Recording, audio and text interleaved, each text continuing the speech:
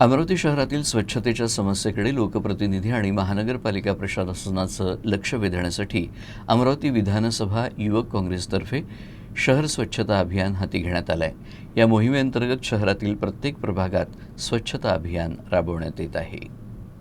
ऐन पावसाळ्याच्या तोंडावर शहरातील अनेक भागात स्वच्छतेचा प्रश्न ऐरणीवर आला असून रोगराईचा धोका निर्माण झाला आहे। लोकप्रतिनिधी आणि मनपा प्रशासनाच्या उदासीनतेमुळे लाखो शहरवासियांच्या आरोग्याचा प्रश्न निर्माण झाला आहे। सामान्य जनतेला भेडसावत असलेल्या या महत्त्वाच्या समस्यांकडे लोकप्रतिनिधी आणि मनपा प्रशासन दुर्लक्ष करत आहे।